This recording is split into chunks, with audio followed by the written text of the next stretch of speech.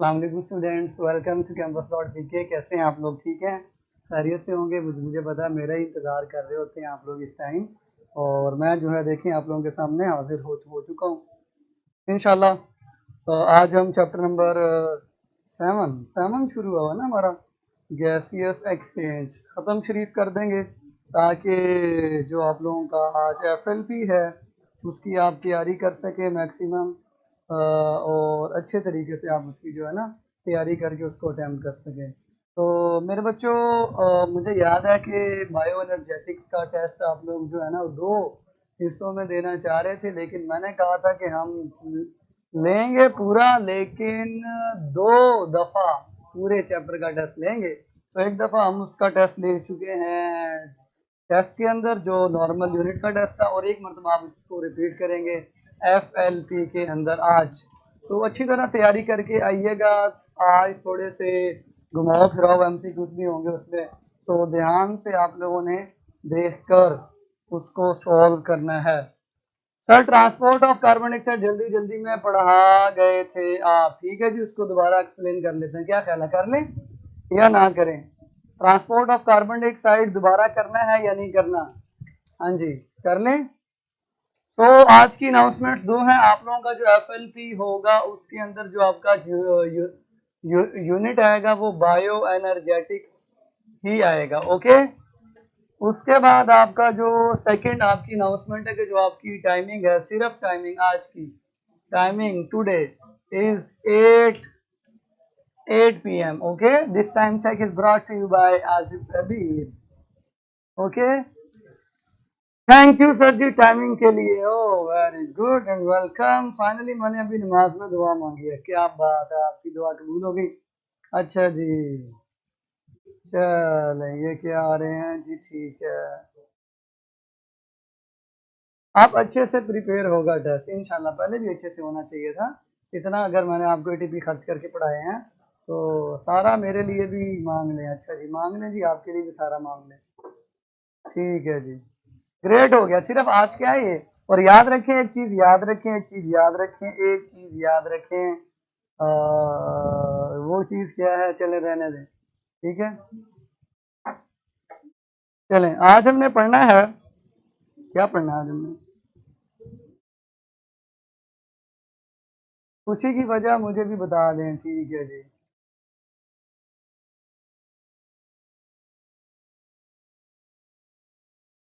Sir, sponsored by, अच्छा, को sponsored by बता दिया आपको, तलहा ने बता दिया, ठीक है।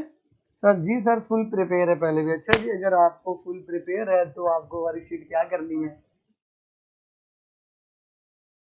अच्छा, आप लोगों की ना वर्कशीट बनाने लगा मैं। अब आपको मैं एक वाकया सुनाता हूँ 1 मिनट का। आप लोगों की वर्कशीट बनाने लगा, जो मेरा लैपटॉप शरीफ है, जो मैंने पिछले दिनों ही नया लिया है, उसने कहा माफ़ कर दे मुझे, वो ख़राब हो गया। फिर मैंने क्या किया, मैं अपने भाई के पास ले गया, उसको थोड़ा कंप्यूटर्स का आइडिया है। उसने कहा मैं तो अब ऑफिस जा रहा हूँ, मैं आके शाम को चेक करूँगा। मैंने कहा ठीक है जी। फिर मैंने क्या किया, मैंने कहा चलो अब हम पाकिस्तानी लोग हैं, हम जुगाड़ लगाते। मैंने उसकी बैटरी निकाल के दोबारा लगाई, चल पड़ा। हाँ, जब दोबारा चल पड़ा मैं बड़ा खुश हुआ। चलो ठीक है जी, अब जो है ना मैं आप लोगों की सारी चीज़ें एमसीक्यू वगैरह बना के सेंड करूँगा, कि मुझे मैसेज भी आ रहे थे लोगों के कि मुझे एमसीक्यू सेंड करें। मैंने जब दोबारा उसको जुगाड़ लगा के चलाया, वो थोड़ी देर चला, फिर वो हैंग हो गया। फिर मैं समझ गया कि ये जो है ना मसले बहुत ही ख़राब हो गए हैं। फिर थोड़े से और जुगाड़ जो है वो लगाए। फिर जो है ना मैं कुछ एमसीक्यूज बनाने के काबिल हुआ, लेकिन वो आप लोगों की वर्कशीट्स मुकम्मल नहीं हो सकी।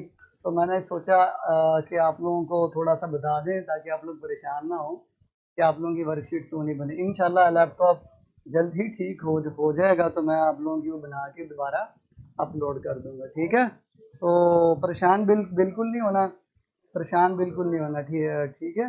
सर आप एप्पल का लैपटॉप ले लें पुत्र, तू पैसे के टाल देना।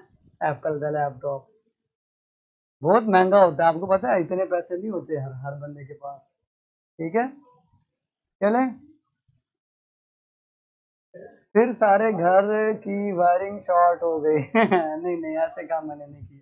खैर, जुगाड़ ज़्यादा देर नहीं चला, थोड़ा सा टाइम बचा। फिर उसके बाद थोड़े से एमसीक्यूज बन सके थे, तो मैं इंशाल्लाह वो सही करवा के मुकम्मल मैं करवा दूंगा, क्योंकि वो बहुत ज़रूरी है। ठीक है, खैर आप लोगों ने आज खुद तैयार करना है टेस्ट इंशाल्लाह। सर वॉइस कम आ रही है, वॉइस क्यों कम आ रही है? जी मैं बहुत अमीर हूँ अपने स्टूडेंट्स के हिसाब से, जिसके बच्चे होते हैं ना बहुत ज़्यादा, और उनके लिए उसके लिए दुआ करने वाले लोग ज़्यादा होते हैं ना, तो फिर वो वाकई अमीर होता है। चलें जी, कुछ आप लोगों से एमसीक्यूज पूछते हैं ताकि आप लोगों को चीज़ें क्लियर हो जाए। MCQ number one, maximum maximum saturation of maximum saturation of hemoglobin will take place at oxygen tension। ठीक है, आपके पास अल्फा है, इसका यूनिट मैं यही लिखता हूँ ताकि बार बार लिखने की जरूरत ना पड़े। आपको पता है दबाव का जो यूनिट होता है, दबाव का फिजिक्स में पढ़ते हुए, केमिस्ट्री में पढ़ते हुए, जो दबाव होता है ना, जो टेंशन होती है, उसका जो यूनिट होता है मिलीमीटर ऑफ मरकरी। प्रेशर का मेरा ख्याल है यूनिट है, प्रेशर को ही दबाव कहते हैं। तो ऑक्सीजन का कितना प्रेशर होना चाहिए कि इंसान के हीमोग्लोबिन मैक्सिमम सैचुरेट हो जाए? 130 होना चाहिए, 120 होना चाहिए, 115 होना चाहिए, और डेल्टा है कि सिर्फ 100 होना चाहिए। जल्दी से आज आप लोगों को ना मैं याद करवा के घर भेजूंगा इंशाल्लाह। ठीक है, हाँ जी, क्या आंसर होगा? मैक्सिमम सैचुरेशन हीमोग्लोबिन की ऑक्सीजन की कितना? और ये याद रखें, ऑक्सीजन का जो दबाव होता है ना, जो ऑक्सीजन की जो टेंशन है, वो डायरेक्टली डिपेंड कंसंट्रेशन पे करती है। ठीक है, शाबाश। तो आंसर है 120 millimetre of mercury. 120 millimetre of mercury पे हमारा हीमोग्लोबिन मैक्सिमम सैचुरेट हो जाना चाहिए। लेकिन एक मजे की बात बताऊं, इतनी ऑक्सीजन टेंशन आइडियल होती नहीं। आपको पता है आइडियल कंडीशंस ग्राउंड रियलिटी में एग्जिस्ट नहीं करती हैं। सो रियल जो ऑक्सीजन टेंशन होती है सी लेवल पर, ठीक है, सी लेवल पर, उस सी लेवल के ऊपर याद रखें, सी लेवल पर ऑक्सीजन जो टेंशन होती है उसके मुताबिक जो आपका हीमोग्लोबिन है वो 100% सैचुरेट नहीं होता, वो 98% सैचुरेट होता है। 98% सैचुरेट होता है। 100% सैचुरेशन 120 पे होती है। ओके, लेकिन आपको पता है आइडियल कंडीशन नहीं है, हीमोग्लोबिन मैक्सिमम और ब्लड कंप्लीटली ऑक्सीजनेट नहीं होता, 2% कम होता है ऑक्सीजनेट। तो क्योंकि हमारी जो ऑक्सीजन टेंशन होती है वो सी लेवल पर कितनी होती है, वही उसका जवाब होगा। सी लेवल पर ऑक्सीजन टेंशन कितनी होती है जिसपे हमारा हीमोग्लोबिन 100% नहीं हो पाता, 98% जो है वो सैचुरेट होता है। हाँ जी बच्चों आपस में गपशप करेंगे तो मैं बंद कर दूंगा। ठीक है, 115 is the normal one and real. Yes बिल्कुल, 115 मिलीमीटर ऑफ मरकरी, ये सी लेवल के ऊपर ऑक्सीजन का दबाव है, ऑक्सीजन की टेंशन है। इस पर हमारे अंदर जो हीमोग्लोबिन होता है, जो ब्लड होता है, वो 98% सैचुरेट हो सकता है, 100% सैचुरेशन नहीं होती, 100% सैचुरेशन नहीं होती। ठीक है, और याद रखें अगर मैं इसको उलट कर दूं, ठीक है, अगर मैं इसको उलट कर दूं, यहां पे लिख दूं अनसैचुरेशन, यानी हीमोग्लोबिन का ऑक्सीजन को छोड़ देना, वो कब होगा? ऑक्सीजन को कब छोड़ देगा? तो यहां पे आपका एमसीक्यूज बनेगा, unsaturation of haemoglobin will take place at oxygen tension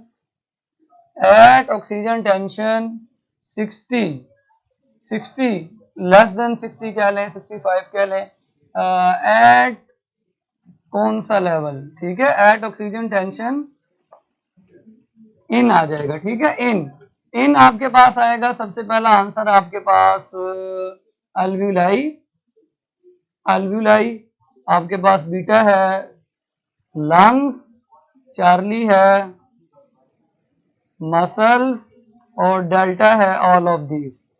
हाँ जी, अनसैचुरेशन ऑफ हीमोग्लोबिन कितनी मिलीमीटर ऑफ मर्करी पे होगी? इस एमसीक्यू का आंसर क्या बनेगा? जल्दी से जो मैंने आपको यहाँ पे लिख के दी है, यानी ऑक्सीजन का दबाव 60 मिलीमीटर कहाँ पे होगा? लंग्स में होगा, अल्व्यूलाई में होगा, या मसल्स में होगा, या तीनों में? 60 मिलीमीटर ऑफ मर्करी आपका, अल्लाह भला करे, अनसैचुरेशन का, अनसैचुरेशन के लिए होगा। हाँ जी, तो क्या आंसर होगा बच्चों यहाँ पे? जल्दी से बताएं। टिश्यूज तो मैंने यहाँ पे कई ऑप्शन में नहीं दिया है, क्या आंसर होगा? मसल्स। तो जहां पे ऑक्सीजन दबाव ज्यादा होता है वहां पे मैंने आपको बताया था कि वहां पे हीमोग्लोबिन ऑक्सीजन को पकड़ लेता है, बाइंड कर लेता है, और जहां पे ऑक्सीजन टेंशन कम होती है, ऑक्सीजन का दबाव वहीं पे कम होगा जहां ऑक्सीजन की कंसंट्रेशन कम होगी। इसका मतलब वहां पे कोई चीज चाहिए, वहां पे कोई चीज चाहिए, ठीक है? तो जहां पे कोई चीज चाहिए होती है वहां वो चीज प्रोवाइड की जाती है, छोड़ के आई जाती है, दी जाती है। तो ये तो बुक में है ही नहीं, तो बेटा ये कहाँ लिखा हुआ है? बुक में लिखा हुआ है, ध्यान से देखें, सारी वैल्यूज बुक में लिखी हुई हैं। मैक्सिमम सैचुरेशन लेवल जो है ब्लड का वो 20 मिलीलीटर ऑफ ऑक्सीजन है, इन 100 ml ऑफ ब्लड, और 98% सैचुरेशन जो है वो 98% 19.6 ml है पर 100 ml ऑफ ब्लड। तो ये बात आपको पता होना चाहिए, ठीक है? बुक का पेज नंबर क्या है बेटे? इनको बुक का पेज नंबर बताएं जहाँ पे ये ट्रांसपोर्ट ऑफ ऑक्सीजन का पूरा टॉपिक मेंशन है, वो मैंने आपको परसों डिटेल से समझा दिया। अब बच्चों कार्बन डाइऑक्साइड की का टॉपिक आपको मैं समझा दूं कि कार्बन डाइऑक्साइड की concentration, transport of carbon dioxide, मैं आपको सारी चीजें एक्सप्लेन नहीं करूंगा, एक चीज जो एक्सप्लेन करने वाली है ना वही एक्सप्लेन करूंगा। पहली हीमोग्लोबिन है, ऑक्सी हीमोग्लोबिन, उसको थोड़ा सा कर लेंगे, बाइकार्बोनेट आयन को, ठीक है? सिंध की बुक में नहीं है। और बेटे मैंने अपलोड कर दी है पंजाब टेक्स्ट की book, you can download from my campus drive. Campus drive से दोनों बुक्स डाउनलोड करें, पीटीबी की, जल्दी से। ट्रांसपोर्ट ऑफ कार्बन डाइऑक्साइड को अगर मैं देखूं तो आपके पास दो लेवल्स होने चाहिए। एक आपका लेवल ऑफ लंग्स होगा, लेवल ऑफ लंग्स के ऊपर जो है ना मैं ये बनाने जा रहा हूं, अल्लाह भला करे आपका, ये आपको उस दिन ही मैंने बना के दी थी। This is the blood vessel eight the level of lungs, ठीक है? ये अल्व्यूलाई है। तो आज मैं सारी एपिथेलियम डिटेल से नहीं बना रहा, सिर्फ आपको पता हो जाना चाहिए कि जो चीज अल्व्यूलाई से ब्लड में आएगी उसने पर्दे दो क्रॉस करने हैं। तो कार्बन डाइऑक्साइड किस तरह से ट्रांसपोर्ट होगी? यू नो कार्बन डाइऑक्साइड बनती है टिश्यूज के लेवल पे, सो हमें एक टिश्यूज का लेवल भी बनाना पड़ेगा। अगर हम टिश्यू नहीं बनाएंगे तो हमें मसला दरपेश होगा। So this is a tissue, ये टिश्यू का एक सेल है, ठीक है? ये टिश्यूज का एक सेल है, ये इसका अल्लाह भला करे न्यूक्लियस है। और यहाँ पर भी आपको पता है टिश्यूज के आसपास ब्लड वेसल्स प्रेजेंट होती हैं। Now look at the board very carefully. आपको पता है कि जो हमारे टिश्यूज होते हैं इनके अंदर कार्बन डाइऑक्साइड बहुत ज्यादा बन रही होती है। जब जब ग्लूकोज ब्रेकडाउन होता है, ग्लूकोज जब ब्रेकडाउन होता है तो उसके नतीजे में कार्बन डाइऑक्साइड और वाटर बनता है। ये वाली जो कार्बन डाइऑक्साइड है, this carbon dioxide will diffuse into the blood. अब ये कार्बन डाइऑक्साइड आ गई है ब्लड में, अब ये ब्लड को रिक्वेस्ट करेगी भाई मुझे किसी तरह लंग्स तक पहुंचा दो, मैंने बाहर जाना है। रिक्वेस्ट क्या करेगी बच्चों? चले इनकी ना ये बंद कर दें जरा, बाद में फिर मैं इनसे क्वेश्चनिंग करवाऊंगा, इनकी चैट बिल्कुल बंद कर दे। चले ध्यान से समझे, हमारे टिश्यूज के अंदर सपोज ये एक मसल का सेल है, ये एक किडनी का सेल है, ये एक जो है ना किसी हमारे टिश्यू का सेल है, इसने रेस्पिरेशन की और कार्बन डाइऑक्साइड आपको बना के दी। कार्बन डाइऑक्साइड ब्लड में चली गई क्योंकि ब्लड में इसकी कंसंट्रेशन कम थी, जैसे ही ये ब्लड में एंटर हुई तो ये ब्लड को रिक्वेस्ट करती है भाईजान मुझे लंग्स तक ले जाएं, मेहरबानी आपकी। तो ये ब्लड कहता है आपको हम लंग्स में कैसे लेके जाएं, ये रिक्वेस्ट करती है। सबसे पहले ये रिक्वेस्ट करती है हीमोग्लोबिन को। कार्बन डाइऑक्साइड सबसे पहले रिक्वेस्ट किसको करती है, हीमोग्लोबिन को। हीमोग्लोबिन आपको पता है रेड ब्लड सेल के अंदर मौजूद होता है। So carbon dioxide red blood cell में एंटर होके कार्बोक्सी हीमोग्लोबिन बना देती है। सो इसीलिए आपको मैंने कहा था कि कार्बन डाइऑक्साइड 20% कार्बोक्सी हीमोग्लोबिन के जरिए ट्रांसपोर्ट होती है। सो ये रेड ब्लड सेल है, इसके अंदर अब क्या बन जाएगी, कार्बोक्सी हीमोग्लोबिन। अगर इसको मैं थोड़ा बड़ा करके लिखूं तो मुझे सेल बड़ा करना पड़ेगा ताकि ये समझ आ जाए।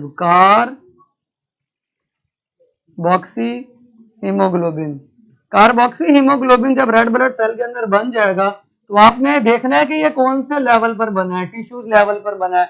अब ये ब्लड इसको ले जाएगा, ठीक है, ये ब्लड इसको ले जाएगा, रेड ब्लड सेल इसको ले जाएंगे और लंग्स के लेवल पर आ जाएंगे। जैसे ये लंग्स लेवल पर रेड ब्लड सेल पहुंचेगा, रेड ब्लड सेल पहुंचेगा तो ये आपका कार्बोक्सी हीमोग्लोबिन है, कार्बोक्सी हीमोग्लोबिन है। ये टिश्यू से लंग्स तक कैसे आया, ये टिश्यू से पहले हार्ट में जाता है, हार्ट से फिर ये पल्मोनरी आर्टरी के जरिए लंग्स तक जाता है मजीद ऑक्सीजन लेने के लिए और कार्बन डाइऑक्साइड देने के लिए। सो ये वाली carbon dioxide red blood cell से निकल जाएगी, वापस निकल जाएगी और जो आपका हीमोग्लोबिन है वो एज इट इज वहां पे मौजूद होगा। फिर कार्बन डाइऑक्साइड जो है ये डिफ्यूज हो जाएगी इनटू द एल्वियोलस लंग्स के लेवल पर, तो यहां से ये बाहर जाएगी। सो इस तरह हीमोग्लोबिन कार्बन डाइऑक्साइड को ट्रांसपोर्ट करवाता है और लंग्स तक ले जाता है। इसलिए हमने कहा कि कार्बोक्सी हीमोग्लोबिन भी कार्बन डाइऑक्साइड को ट्रांसपोर्ट करवा सकता है, ट्रांसपोर्ट करवा सकता है और 20% ये कार्बन डाइऑक्साइड हीमोग्लोबिन से ट्रांसफर होती है। सो ये मैं अब मिटा रहा हूं, there is the end of haemoglobin role. Haemoglobin ने अब यहां से ऑक्सीजन पकड़नी है, वो कैसे पकड़नी है मैंने सारी आपको डिटेल समझा दी थी। जब ये छोड़ आता है इसको, अल्लाह भला करे आपके कार्बन डाइऑक्साइड को, तो बदले में ऑक्सीजन ले भी आता है। सो 20%, बाकी 5% जो है ना वो प्लाज्मा की प्रोटीन इसको ट्रांसफर करती हैं। कोई प्रोटीन पकड़ेगी हीमोग्लोबिन को यहाँ से और वो प्रोटीन इसको ले जाएगी। सो वो भी सिंपल सी चीज है, कोई मुश्किल नहीं है। तीसरी इंपॉर्टेंट चीज है एज ए बायकार्बोनेट आयन, इससे हो रही है बाकी का बायकार्बोनेट। बायकार्बोनेट बड़ा इंपॉर्टेंट फैक्टर है, ठीक है, क्योंकि 70% जो है ना वो इस शक्ल में कार्बन डाइऑक्साइड ट्रांसफर होती है। कैसे होती है बच्चों, सबसे पहले कार्बन डाइऑक्साइड जब आती है ब्लड के अंदर तो ये वाटर की रिक्वेस्ट करती है, मिनते करती है पाई मनु ले जाओ। कार्बन डाइऑक्साइड ब्लड के अंदर एंटर हो गई, ये ब्लड वेसल है, कैपिलरी है। कार्बन डाइऑक्साइड रिक्वेस्ट करती है किसको, पानी को। पानी होता है ना खून में, प्लाज्मा में 90% पानी है, पानी की रिक्वेस्ट करना शुरू कर दी इसने, पानी मुझे ले जाओ, पानी मुझे लंग्स में ले जाओ, मैंने बाहर जाना है। ठीक है, पानी मान जाता है, पानी मान जाता है, ये पानी के साथ रिएक्ट करती है, ठीक है। तो पानी के साथ ये रिएक्ट करेगी, क्या बना देगी, कार्बन डाइऑक्साइड प्लस पानी कार्बोनिक एसिड बना देगी। आप सबको पता है कार्बन डाइऑक्साइड और वाटर से मिलकर कार्बोनिक एसिड बन जाता है। कार्बोनिक एसिड ब्लड के अंदर फौरन ब्रेक डाउन होता है और बायकार्बोनेट आयन की शक्ल में कन्वर्ट हो जाता है, HCO3 minus plus hydrogen ion अलग हो जाता है, ठीक है। अब इस बायकार्बोनेट आयन ने ब्लड के अंदर टहलते पहलते चहलते जो है ना, जहां जहां ब्लड जाएगा ये वाला बायकार्बोनेट आयन भी पहुंचता चला जाएगा, ये वाला बायकार्बोनेट आयन भी पहुंचता चला जाएगा। और जब बायकार्बोनेट आयन लंग्स में पहुंच जाएगा, आपको पता है ना ये वाला खून हार्ट में जाएगा क्योंकि इसकी डायरेक्शन हार्ट तक होगी, हार्ट से पल्मोनरी आर्टरी के जरिए, पल्मोनरी ट्रंक के जरिए वो लंग्स में आ जाएगा। सो ये वाला बायकार्बोनेट आयन अब पहुंच चुका है लंग्स के अंदर। लंग्स के अंदर जब वो एयर सैक में एंटर होता है, एल्वियोलाई के गिर्द वाली कैपिलरी में पहुंचता है तो ये रिएक्शन रिवर्स हो जाता है, HCO3 माइनस और जो हाइड्रोजन वहां पे घूम रहे थे उनके साथ ये दोबारा रिएक्ट करता है और कार्बोनिक एसिड बनाता है। कार्बोनिक एसिड जो है ना वो स्प्लिट होके अगेन कार्बन डाइऑक्साइड और पानी बना देते हैं। तो ये वाली कार्बन डाइऑक्साइड जो यहाँ पे प्रोड्यूस हुई है ये फौरन से जो है ना ये डिफ्यूज होकर कहाँ पहुंच जाएगी, अल्वियोलाई में चली जाएगी। इसका मतलब कार्बन डाइऑक्साइड को टिश्यू से अल्वियोलस तक पहुंचाने का जिम्मेदार बाइकार्बोनेट आयन बना।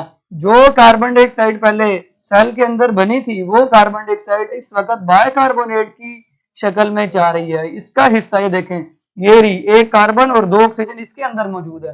तो HCO3 जहां जाएगा वहीं कार्बन डाइऑक्साइड जाएगी।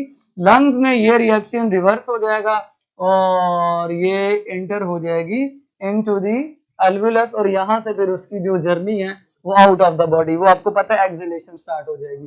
बाकी कॉर्पसल्स वगैरह भी होते हैं, ठीक है, विद पोटेशियम आयन, वो भी इस चीज को फैसिलिटेट करते हैं। उसकी डिटेल में पढ़ने की जरूरत नहीं है। हमें डिटेल पढ़ने की जरूरत किस चीज की थी, सिर्फ हीमोग्लोबिन कैसे कार्बन डाइऑक्साइड को ट्रांसपोर्ट करता है और जनाब क्या नाम है बाइकार्बोनेट आयन। अब ये जो आपकी कार्बन डाइऑक्साइड है ये कितनी बाहर डिफ्यूज होती है, इससे ना 4 ml का फर्क आता है। इसलिए अगर कार्बन डाइऑक्साइड की कंसंट्रेशन देखें, ये एमसीक्यूज के हिसाब से हम यहाँ पे नोट कर लेते हैं।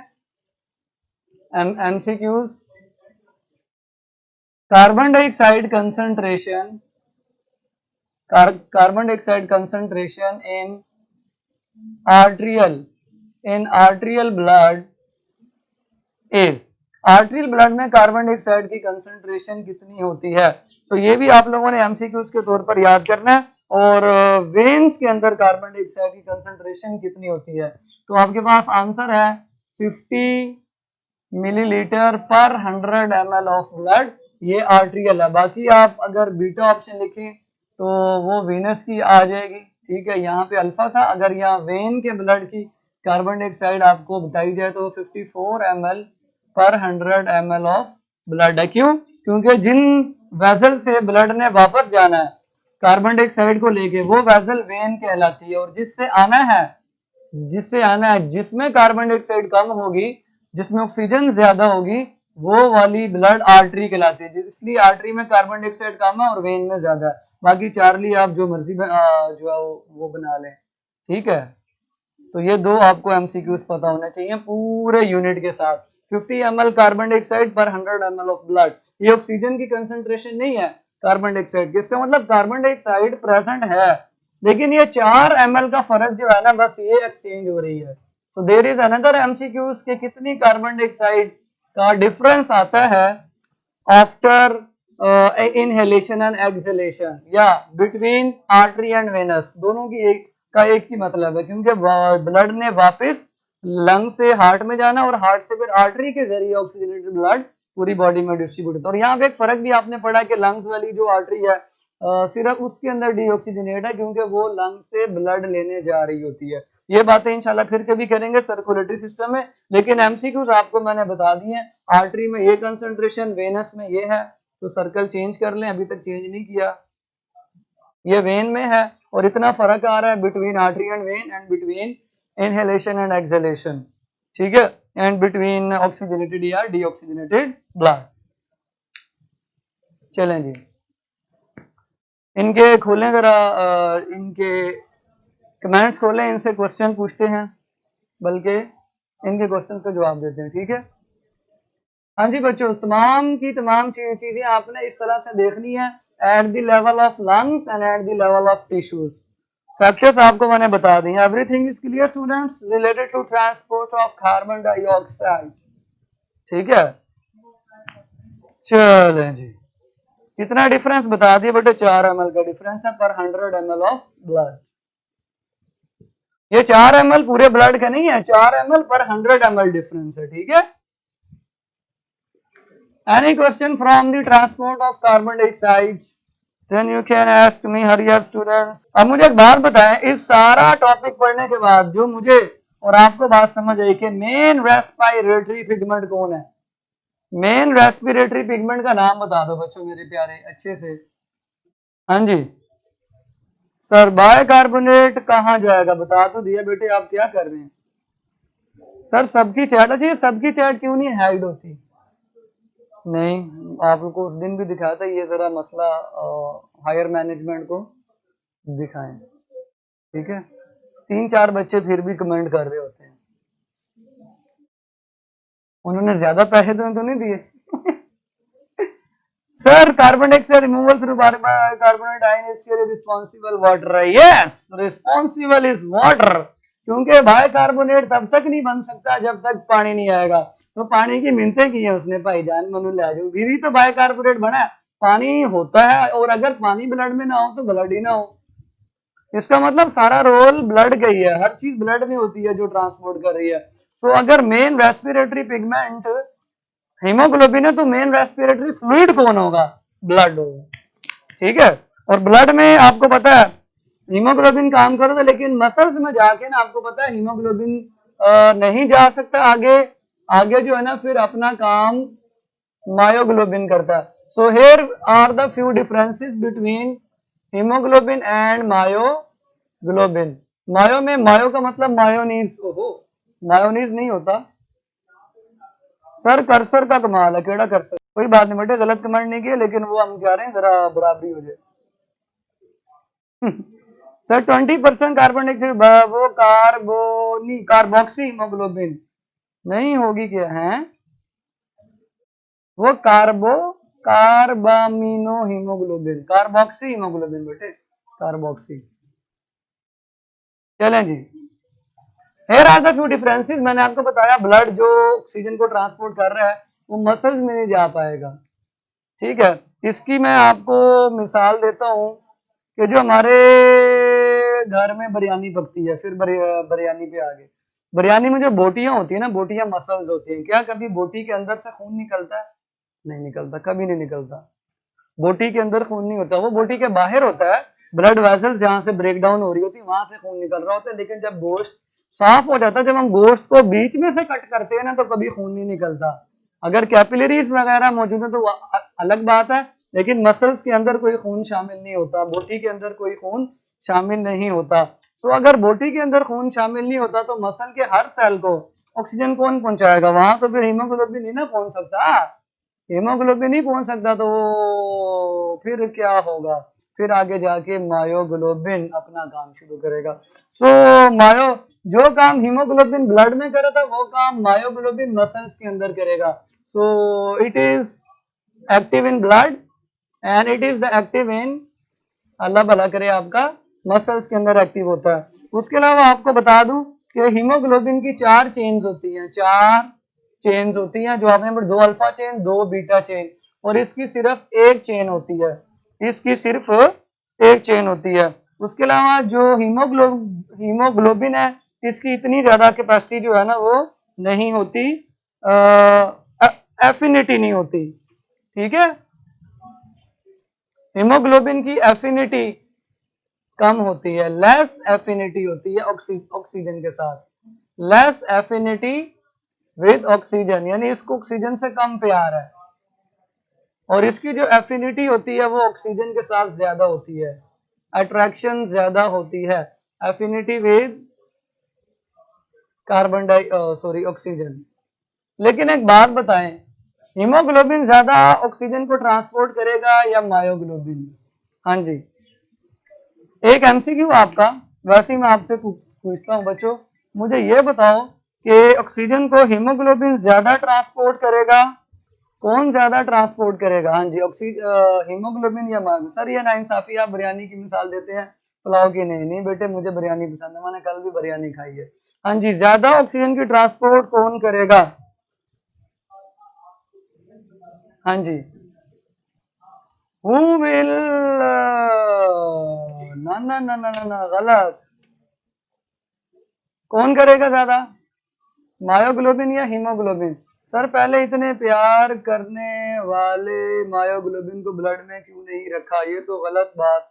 बेटे अल्लाह की मर्जी, अल्लाह की मर्जी, हम कौन होते हैं एतराज करने वाले, ठीक है। ले जी, मायोग्लोबिन की ऑक्सीजन की के साथ कैपेसिटी तो ज्यादा है, एफिनिटी ज्यादा है, लेकिन कैपेसिटी कम है, क्यों, क्योंकि इसकी चेन एक है, इसकी कैपेसिटी ज्यादा है। कितनी कैपेसिटी होगी? इसकी कैपेसिटी ज्यादा है और इसकी कैपेसिटी कम है। कैसे? अभी मैं आपसे पूछता हूं, एक एमसीक्यू पूछते हैं जी आपसे, कैपेसिटी कैसे ज्यादा है? तो एमसीक्यू से आपको बात समझ आ जाएगी। Number of oxygen molecules bind with haemoglobin are. Alpha है 1, बीटा है 2, चार्ली है 3, डेल्टा है 4। कितने ऑक्सीजन के मॉलिक्यूल्स हीमोग्लोबिन के साथ बाइंड करेंगे? हाँ जी, जल्दी से बताओ, जल्दी से बताओ।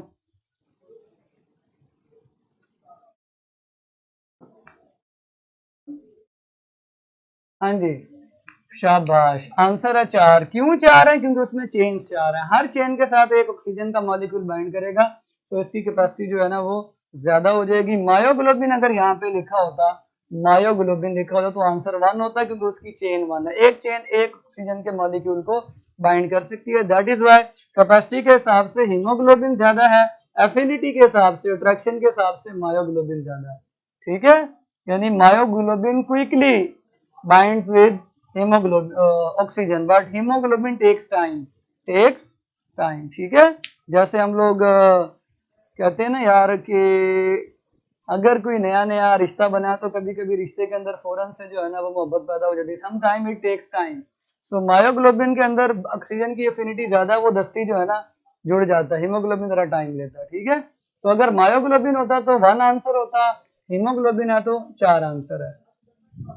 हाँ जी बच्चों, everything is clear related to transport of gases. Haemoglobin अगर ना होता, हीमोग्लोबिन अगर ना होता, अगर हीमोग्लोबिन ना होता तो मुझे बताओ, ब्लड नहीं करनी है ना ऑक्सीजन ट्रांसपोर्ट, ब्लड नहीं ट्रांसपोर्ट करनी है ऑक्सीजन को।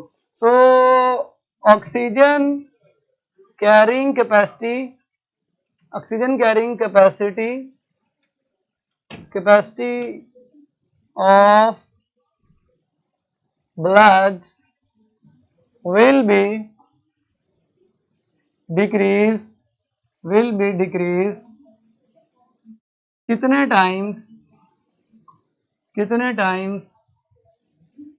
टाइम्स विदाउट हीमोग्लोबिन, हीमोग्लोबिन के बगैर कितने टाइम्स कम हो जाता? 50 टाइम्स, बीटा है आपका 4 टाइम्स, चार्ली आपका अल्लाह भला करे 70 टाइम्स और डेल्टा है 75 टाइम्स। हाँ जी बच्चों, कितने टाइम्स अगर हीमोग्लोबिन ना होता तो ऑक्सीजन कैरिंग कैपेसिटी, ब्लड ने तो फिर भी ऑक्सीजन ले ही जानी थी, घूमता फिर तो ऑक्सीजन ब्लड के फ्लो के साथ पहुंच जानी थी, फ्लो के साथ ऑक्सीजन गैस भी पहुंच जानी थी, लेकिन कितनी कम पहुंचती। हाँ जी, हाँ जी बच्चों, क्या आंसर होगा? तब जल्दी से बताएं। तो स्टूडेंट 75 टाइम्स ठीक जवाब दिया आपने। अगर हीमोग्लोबिन हो तो ब्लड की ऑक्सीजन कैरिंग कैपेसिटी 75 टाइम्स ज्यादा हो जाती है, अगर ना हो तो 75 टाइम्स कम हो जाती है। तो these are the MCQs which have been discussed and brought to you by Ajid अजीज। इंशाल्लाह आज हम रेस्पिरेटरी डिसऑर्डर्स को खत्म करके अपना काम कंप्लीट कर लेते हैं। रेस्पिरेटरी डिसऑर्डर्स कौन से हैं जी? मेरा ख्याल है 3 आप लोगों ने पढ़ने हैं। एक कार्सिनोमा पढ़ना है,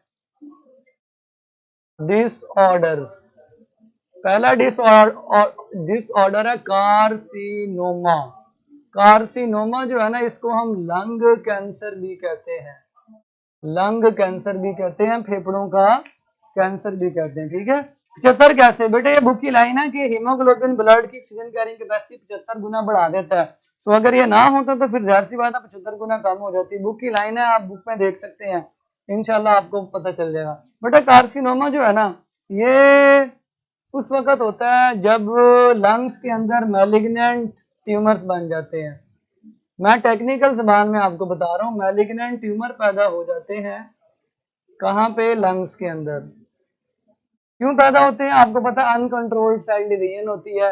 उस अनकंट्रोल्ड सेल डिवीजन की रीजन बहुत ज्यादा हो सकती हैं। सबसे ज्यादा जो बड़ी रीजन है that is carcinogenic. Carcinogens, carcinogens जो है ना ये मौजूद होते हैं सिगरेट के धुएं के अंदर। ठीक है, कहाँ पे होते हैं जी? सिगरेट का धुआं कैसे जाता है जी इंसान के अंदर? स्मोकिंग करने से। तो जो स्मोकिंग करता है, स्मोकिंग के धुएं के अंदर कार्सिनोजेंस मौजूद होते हैं। ऐसे कार्सिनोजेन का मतलब है कार्सिनोमा पैदा करने वाले chemical. Carcinoma mean lung cancer और जेन मीन पैदा करने वाले। तो इसका मतलब भी आज आपको बताया, कार्सिनोजेन का मतलब क्या है? कैंसर पैदा करने वाले केमिकल। कार्सिनोमा मीन कैंसर, जेन मीन पैदा करने वाले। तो स्मोकिंग के धुएं के अंदर कार्सिनोजेन होते हैं। उसके अलावा और पोल्यूटेंट्स भी हो सकते हैं, अदर पोल्यूटेंट्स भी हो सकते हैं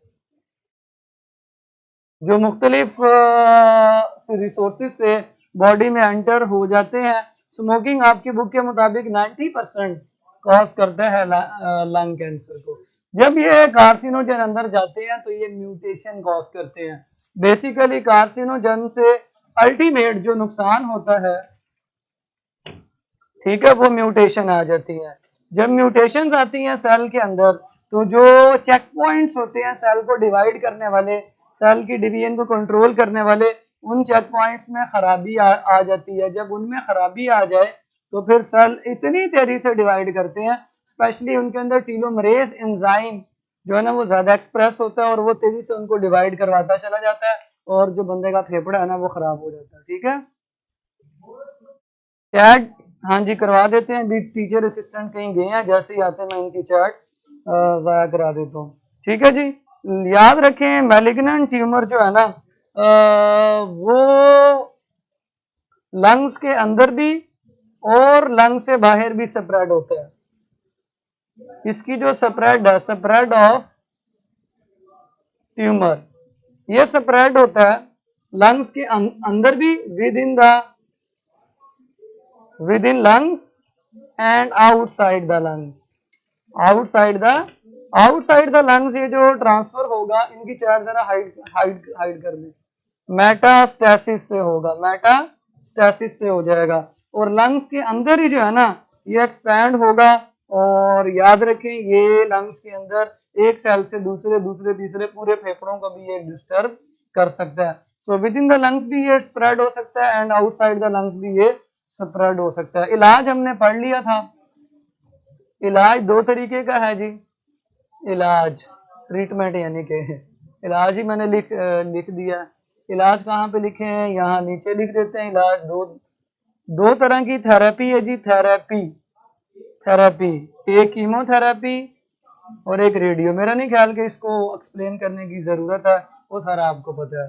lung cancer is has been completed. Here comes TB, tuberculosis को शॉर्टकट में टीबी कहते हैं। टीबी के बारे में आपको एक मजेदार सी बात बताऊं। वो जो बचपन में टीका लगता है ना सबसे पहले इधर, ये वाला, ठीक है, वो जो बचपन में टीका लगता है यहाँ पे हिफाजती टीका, वो जिसका निशान काफी देर तक बाकी रहता है, वो वैक्सीन होती है, वो टीबी की वैक्सीन होती है। उसको ना बीसीजी वैक्सीन कहते हैं। ये आपकी सिर्फ मैंने इतला के लिए अर्ज किया है, तो ऐसे ना हो कि आप इसको टॉपिक का हिस्सा समझें, क्योंकि इंटरेस्टिंग चीजें भी आपको बतानी चाहिए ना। बीसीजी वैक्सीन लगती है बाजू के ऊपर ठाक करके, ऐसे करके इंजेक्शन लगता है। वो जिसका निशान उसके बाजू पे होगा, चेक कर सकते हैं। That is the vaccine of tuberculosis, TB. इसका मतलब ये जो है ना ये फैलता है किससे? बल्कि कॉज होता है माइकोबैक्टीरियम नाम के बैक्टीरिया से। अब माइकोबैक्टीरियम जो इसकी कॉज है, अल्लाह भला करे, सबसे पहले तो ये पता होना चाहिए कि ये है क्या। This is the infection, it is just infection. और ये लंग्स में भी हो सकता है। और इस इन्फेक्शन के अंदर बेसिकली लंग्स डैमेज हो जाएंगे। ठीक है, इन्फेक्शन लंग्स के अंदर होगी। ठीक है, लंग्स को नुकसान होगा, लंग्स डिस्ट्रक्शन होगी, लंग्स तबाह हो जाएंगे क्योंकि इन्फेक्शन है बैक्टीरिया का। साथ में खांसी वगैरह बहुत ज्यादा होगी। बुखार तो आपको पता है इन्फेक्शन में होता ही है, सेकेंड ईयर में आप लोगों ने पढ़ लिया था। तो टीबी की बीमारी में एक्चुअल में ये होता है, पता कैसे चलता है कि इस बंदे को टीबी है? जब उसकी खांसी बहुत ज्यादा हो तो ऐसा लगता है जैसे इसको टीबी है, लेकिन खांसी तो और ज्यादा बीमारी में भी होती है। जैसे आजकल कोरोना के अंदर भी बड़ा कह रहे हैं खांसी खांसी खांसी। तो एक बंदा खांस रहा है, पता कैसे चलेगा इसको टीबी है या कोरोना है, या इसको खांसी की कोई और बीमारी है, ब्रोंकाइटिस है या एम्फीसीमा है? पता ऐसे चलेगा, उसके टेस्ट कराएंगे, उसका एक्सरे होगा, उसका ब्लड टेस्ट होगा, उसके और टेस्ट होंगे। टेस्टों के बाद पता चलेगा भाईजान ये वाली खांसी टीबी की वजह से है, या ये खांसी कोरोना की वजह से है, या ये खांसी एम्फीसीमा की वजह से है, या ये ब्रोंकाइटिस की वजह से है। तो डिपेंड करता है कि खांसी किस वजह से है, वो पता चलेगा टेस्ट से। खैर, अगर आपको लगता है डॉक्टर, आप डॉक्टर बन गए, अल्लाह करे आप डॉक्टर बन जाए इंशाल्लाह। अगर आपको शक हो कि भाई इस मरीज को टीबी है, उसकी सिम्टम से लग रहा है, तो आप उसका टेस्ट कराएंगे। और टेस्ट के अंदर जो उसकी कॉज आएगी उसके बैक्टीरिया का टेस्ट होगा। माइकोबैक्टीरियम एक जीनस है बैक्टीरिया का बहुत बड़ा, और इसकी जो स्पीशी होगी वो ट्यूबरकुलोसिस होगी। Tuberculosis, Mycobacterium tuberculosis. अच्छा, ये एक टीबी नहीं कॉज करते, जो आज वाली मैं आपको टीबी पढ़ा रहा हूँ ना, this TB is known as pulmonary TB, क्योंकि पल्मोनरी का मतलब होता है लंग्स। टीबी वर्टिब्रल कॉलम में भी हो सकती है, टीबी और जगह पर भी हो सकती है, इन्फेक्शन ही है ना, इन्फेक्शन कहीं भी हो सकता है। लेकिन लाकिन वो जितना वो सीजन में कहते हैं लाकिन, लाकिन हम चूंकि लंग्स के बारे में पढ़ रहे हैं तो हमने टीबी भी लंग्स वाली पढ़नी है। This is the pulmonary TB जो मैं आज आपको पढ़ा रहा हूँ। ये कौन सी टीबी है? पल्मोनरी। तो इसका डायग्नोसिस इस बैक्टीरिया के टेस्ट से होगा। अगर ये बैक्टीरिया डिटेक्ट हो गया टेस्ट में तो समझो इस बंदे को टीबी है। अगर डिटेक्ट नहीं हुआ तो हम कहेंगे इसके अंदर टीबी नहीं है। ठीक है। और आमतौर पर यह बैक्टीरिया गरीब ममालिक में और जहाँ पे सफाई नहीं होती, जो लोग सही तरह पुअर्टी की जिंदगी जो है वो गुजार रहे हैं, माल न्यूट्रिशन हो रही है, उन जगहों पर ये वाला बैक्टीरिया ज्यादा फैलता है। फिर इसकी ट्रीटमेंट के लिए सिंपल, आपको पता है बैक्टीरिया है ना, तो एंटीबायोटिक्स देंगे। इसकी ट्रीटमेंट बैक्टीरिया तो एंटीबायोटिक्स के जरिए हो जाएगी। Simple is that, there is no doubt in that.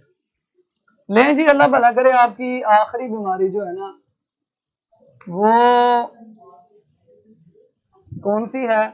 Emphysema. कौन सी सीमा? एम्फीसीमा। एम्फीसीमा, ठीक है। एम्फीसीमा बेसिकली ये एल्वियोलाई की डिस्ट्रक्शन है। एल्वियोलाई की डिस्ट्रक्शन कैसे होती है याद रखें, ये समटाइम स्मोकिंग की वजह से ऐसा होता है। स्मोकिंग करने से ना और जो इरिटेंट्स होते हैं स्मोकर्स के धुएं में जो होते हैं वो आपकी बॉडी में जाते हैं, बॉडी से फिर अल्लाह माफ करे वो लंग्स में जाते हैं, लंग्स से वो अल्वियोलाई में जाते हैं। वहां जाके जो क्या नाम है, अल्लाह अल्लाह माफ करे, जो अल्वियोलाई है ना उसकी वॉल्स को तोड़ देते हैं। अल्वियोलाई की दीवारें जब टूट जाती है ना तो बहुत ज्यादा मसला खड़ा हो जाता है। और सबसे ज्यादा इंपॉर्टेंट चीज ये होती है कि उसके नतीजे में इन्फ्लेमेशन वगैरह भी होना स्टार्ट हो जाती है, और एयर वे जो होता है ना वो तंग भी हो जाता है। तो थोड़ा सा मैं आपको बता देता हूँ कि एम्फीसीमा में एल्वियोलाई की जो दीवारें हैं वो कैसे टूटती हैं। सपोज ये एक एयर सैक है, ठीक है। इस एयर सैक के अंदर काफी ज्यादा अल्वियोलाई मौजूद हैं। अल्वियोलाई मौजूद है, ज्यादा बड़ा बना दिए, थोड़ा छोटा कर लेते हैं। ठीक है, ये एक एयर सैक है, इसके अंदर काफी ज्यादा अल्वियोलाई मौजूद है।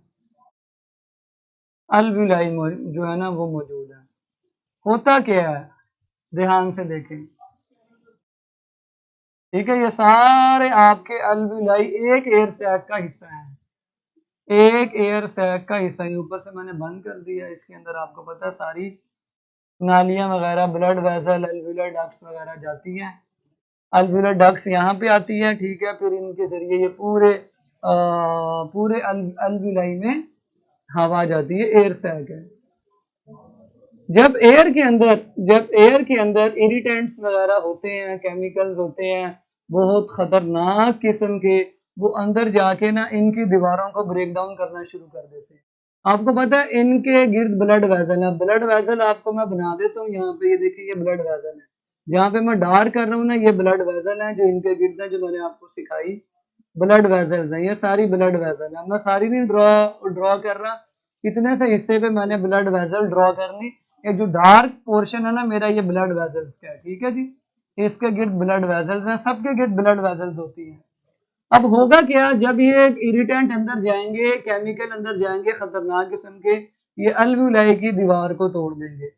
यहां से अल्वियोलाई की दीवार टूटी, इधर से अल्वियोलाई की दीवार टूट गई, इधर भी अल्वियोलाई की दीवार टूट गई, इधर भी अल्वियोलाई की दीवार टूट गई। जहां जहां अल्वियोलाई की दीवार टूटती चली जाएगी, उधर से गैसियस एक्सचेंज नहीं हो सकेगी।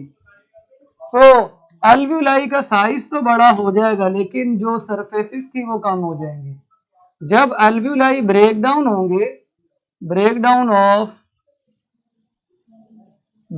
ऑफ अल्वियोलर वॉल्स, तो सबसे बड़ा नुकसान क्या होगा, सरफेसेस जो होंगी, नंबर ऑफ सरफेसेस जो होंगी ना वो कम हो जाएंगी।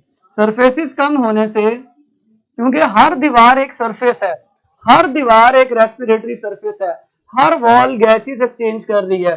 जब सरफेस कम होते चले जाएंगे तो सरफेस एरिया कम हो जाएगा।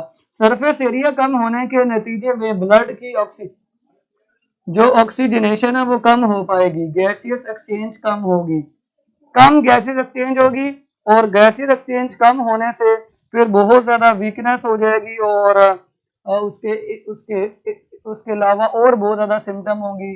हम कहेंगे कि ब्लड के अंदर ऑक्सीजन नहीं है, जहां जहां ऑक्सीजन चाहिए एनर्जी के लिए, काम के लिए, बंदा जो है ना वो पागल हो जाएगा। उसके अलावा जब अल्वियोलाई की दीवारें टूटती हैं, साथ ही ब्रोंकियोल्स के अंदर इन्फ्लेमेशन भी पैदा होना शुरू हो जाती है। इन्फ्लेमेशन की वजह से और ज्यादा दीवारें सिकुड़ जाती हैं, हवा पहले ही एक्सचेंज पहले ही कम हो रही है, अब हवा भी कम आएगी और कम ऑक्सीजनेशन होगी, और देखते ही देखते उस बंदे को हम कहेंगे एम्फीसीमा हो गया। तो बेसिक जो आपने पर्पस यहाँ पे देखना है वो ये है कि जितनी दीवारें टूटती चली जाएंगी उतना सरफेस एरिया कम। अगर ये वाली दीवार पूरी टूट गई है तो जो इस रीजन में, इस जहां मैं डॉटेड लाइन जो लगा रहा हूँ, जो इस दीवार से एक्सचेंज हो रही थी, जो इस दीवार से ऑक्सीजनेशन हो रही थी, एक्सचेंज हो रही थी, वो अब नहीं हो पाएगी। तो जो जो दीवार टूटती चली जाएगी, उस दीवार से जो काम लिया जा रहा था अब वो दीवार काम नहीं करेगी। सो ऑक्सीजनेशन ठीक नहीं हो पाएगी, सांस की तंगी होगी, बंदा एग्जॉस्ट, उसको सांस ही चढ़ा रहेगा हर टाइम, वो बेचारा सही तरह सांस जो है ना वो नहीं ले पाएगा, उसको प्रॉब्लम बहुत ज्यादा परेशान करेगी। ठीक है, इसकी भी फिर सबसे बड़ी इसकी जो ट्रीटमेंट होगी, आप अगर इरिटेंट स्मोकिंग वगैरह जो है ना कर रहे हैं तो स्मोकिंग छोड़ दें। उसके अलावा आप उसकी ऐसी दवाइयां देंगे जिनसे अगर ब्रोंकाई या ब्रोंक्यूल तंग हो गए हैं तो वो खुल जाएं। सो डायलेटर्स देंगे आप, ठीक है, डायलेटर्स वगैरह देके इसके इलाज करने की कोशिश करेंगे। और अगर इसमें इन्फेक्शन भी हो जाता है तो इन्फ्लेमेशन भी हो जाती है तो एंटी इन्फ्लेमेटरी दवाइयां भी आप देंगे। ठीक है जी स्टूडेंट्स, कोई क्वेश्चन करना तो मुझसे कर दें, इनकी चैट खोल दें जरा।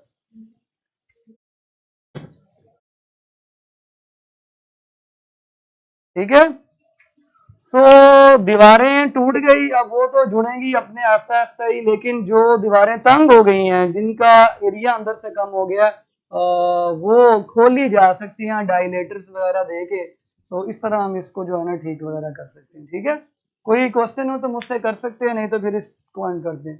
सर ऐसा परसों अस्थमा इनहेलर यूज कर सकते हैं, डिपेंड करता है कि डॉक्टर क्या उसको रिकमेंड करता है। ठीक है सर, जो किसी की याद में स्मोकिंग शुरू करे ना, वो कैसे छोड़े, उनको गोली मार देनी चाहिए।